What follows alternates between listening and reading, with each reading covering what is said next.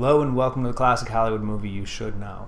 I'm Nate Washburn. This week, the movie is from 1926, The General, starring Buster Keaton and Marion Mack, directed by Clyde Bruckman and Buster Keaton, produced by Buster Keaton Productions, and released through United Artists.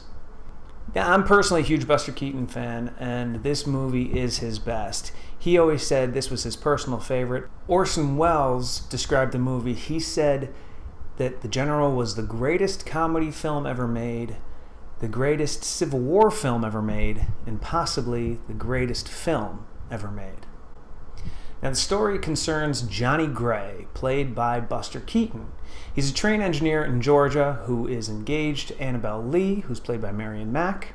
Now, at the outbreak of the Civil War, Johnny tries to enlist, but he's more valuable to the Southern cause as a train engineer than as a soldier, so he's turned down. Unfortunately, because he's turned down, Annabelle thinks he's a coward, and she refuses to talk to Johnny until he is, quote, in uniform.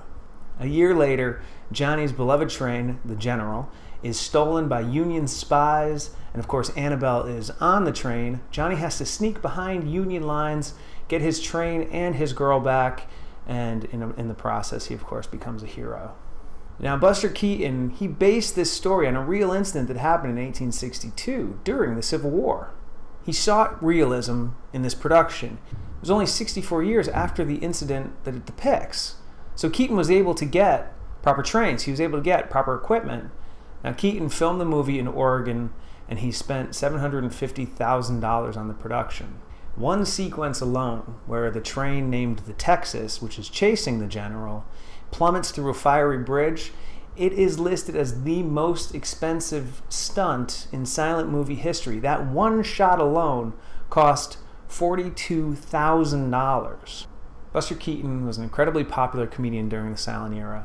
He was behind Charlie Chaplin and Harold Lloyd in terms of popularity, and The General really is his opus. He ties his dry humor and slapstick and wit to the suspenseful story, and audiences unfortunately weren't ready for it. The movie was released in Japan on December 31st, 1926, and then in New York City on January 22nd of 1927, and it was not the runaway hit that Keaton and United Artists had hoped for. Again, the budget, $750,000. It grossed about $1 million. With marketing and promotional materials, United Artists ended up actually losing money on this production. Now, The General, again, is Keaton's best.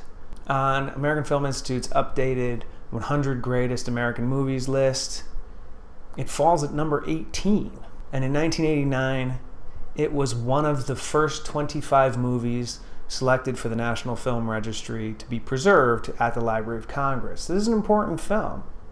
So if you've never seen a silent movie, or you've heard of Buster Keaton and you don't know what the fuss is about, you should watch The General. It's funny, it's suspenseful, it's an adventure. It is one of my personal favorite films, and it is this week's classic Hollywood movie you should know. I'm Nate Washburn. Keep watching.